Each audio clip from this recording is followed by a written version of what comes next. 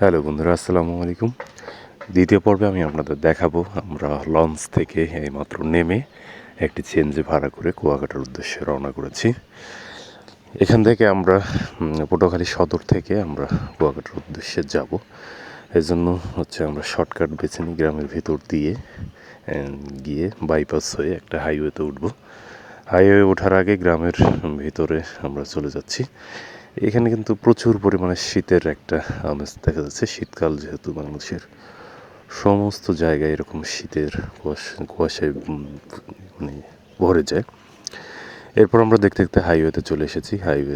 এই হাইওয়ে চলে গেছে একদম পটুয়াখালী সদর থেকে কুয়াকাটা দিকে, একদম সমুদ্র তীর ঘেঁষে যে হাইওয়ে আছে এটা সেখানে গিয়ে মিশেছে। চলতে চলতে অনেকটা পথ কিন্তু আমাদের যেতে হবে, 65 থেকে 70 কিলোমিটার পটুয়াখালী সদর থেকে কুয়াকাটার দূরত্ব। এই এতটা পথ যাওয়ার জন্য আমরা সিএনজিটা নিয়েছি। যদিও বাসে যাতায়াত করা যায়, বাসে গেলে অনেকটা জার্নি এবং সারা রাত্রের যে একটা ক্লান্তি আছে সেই ক্লান্তিটা আরও বেশি হয়ে যাবে। বাসে গেলে সাধারণত একটা ঝামেলা হয়ে যায় যে অনেক বড় একটা অনেকে বাস জার্নি সহ্য করতে পারে না।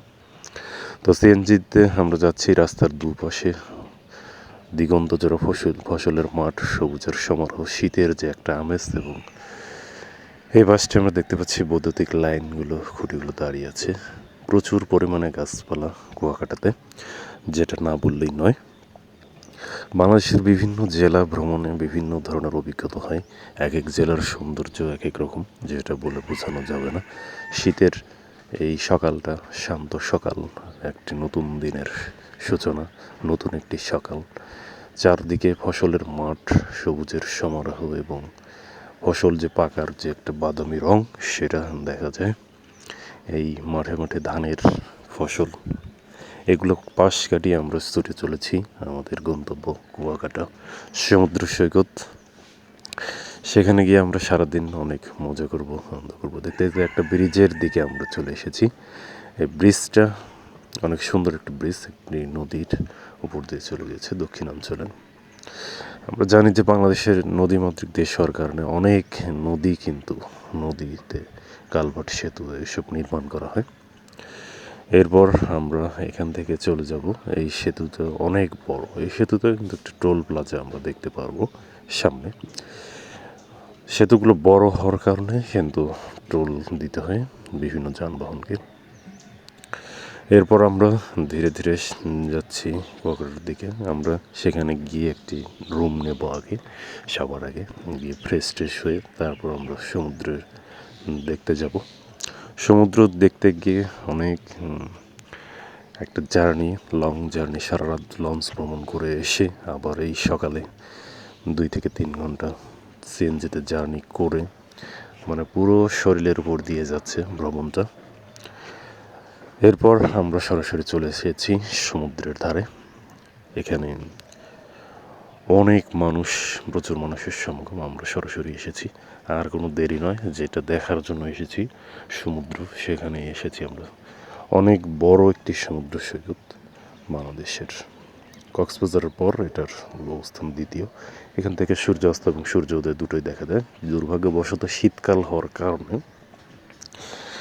এগুলো শীতের আমরা সূর্য উদয় এবং সূর্যাস্ত দেখতে পারিনি। প্রচুর মানুষের সমাগম এই কুয়াকাটা সমুদ্র সৈকতে। এখানে বালির জিও ব্যাগগুলো ফেলানো হয়েছে।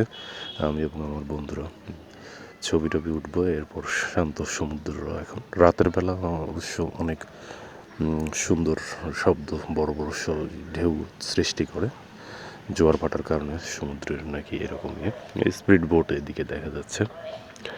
বিভিন্ন মানুষ তারা আসছে এবং নৌযানগুলো তীরের কিনারা ঘেঁষে কিন্তু বেঁধে রাখা হয়েছে। প্রচুর মানুষের সমাগম হয় প্রতিনিয়ত এই পর্যটন কেন্দ্রগুলোতে। বাংলাদেশের বিভিন্ন স্থান থেকে মানুষ ছুটে চলে আসে এই পটুয়াখালী কুয়াকাটা সমুদ্র সৈকতে। আমরা এখন এরপর যাব বিভিন্ন স্পটগুলো ঘুরে ঘুরে দেখব। তো এরপরে আমরা আমাদের একটা যে জায়গায় যাওয়ার প্ল্যান আছে, সেখানে হচ্ছে ঝাউ বাগান, বিশাল বিশাল গাছের নাকি বাগান। সেখানে গিয়ে আমরা দেখব।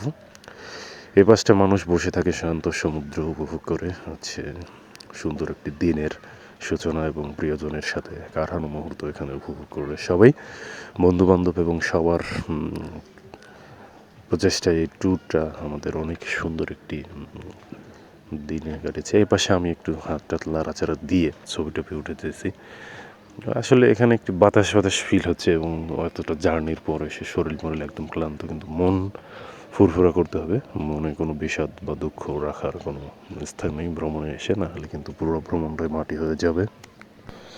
এরপর আমরা যাব একটা গন্তব্যে, সবাই এখানে একসাথে একটু অনেক এনজয় করছি।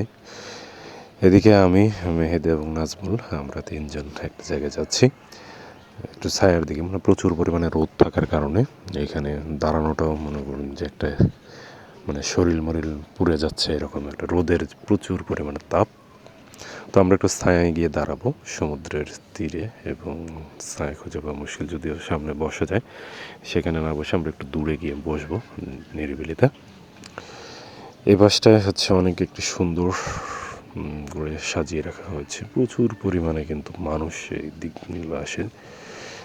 এই দিক থেকে হচ্ছে নৌকার মতো একটা দোলনা সাজিয়ে রাখছে। আমরা দেখতে দেখতে এইদিকে তাল গাছের নিচে এসে বসলাম।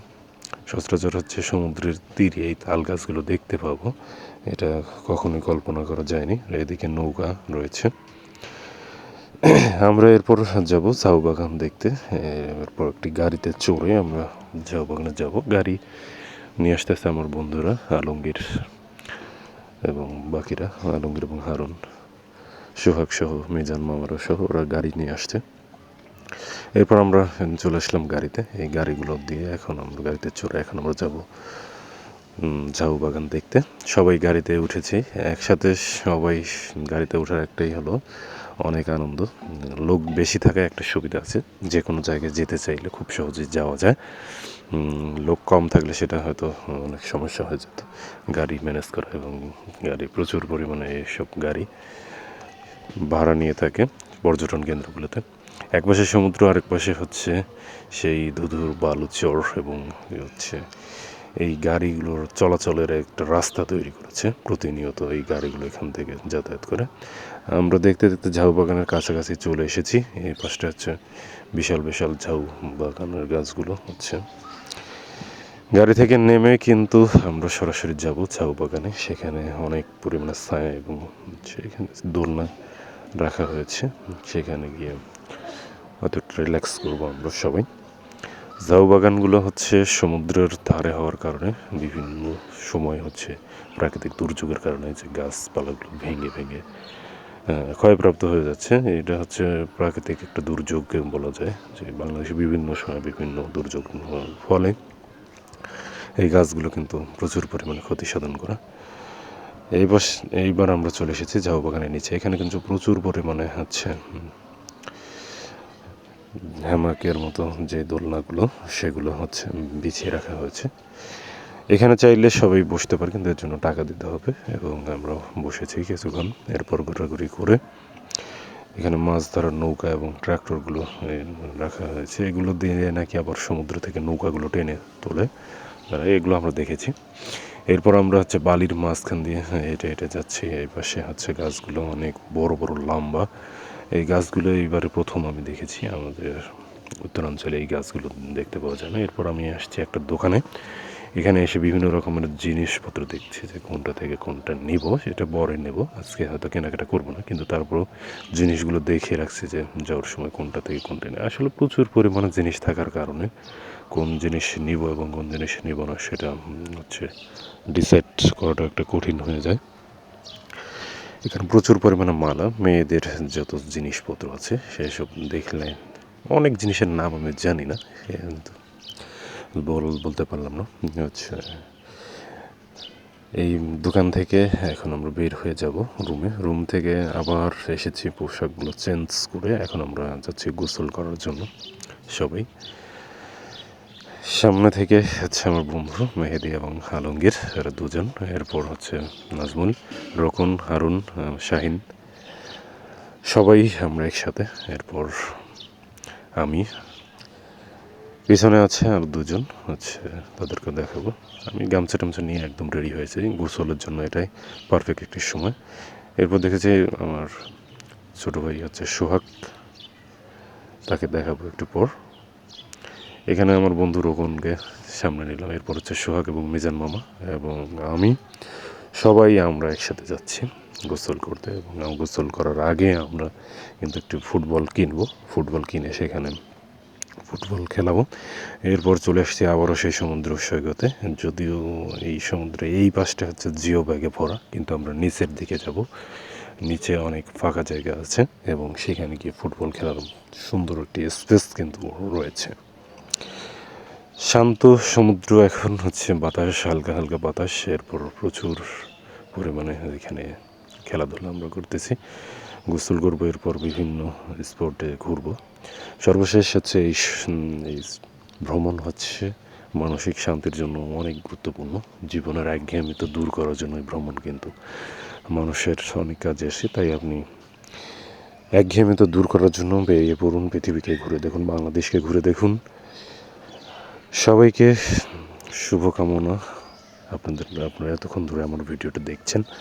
আসলে আমি ভিডিও সেভাবে তৈরি করি না, সময় ও স্বল্পতার কারণে, নানান ব্যস্ততার কারণে ভিডিও তৈরিতে সেরকম আমি মনোযোগী না। এরপর আমরা গোসল টোসল করে এই পাশে এসেছি ছবি টবি উঠানোর জন্য।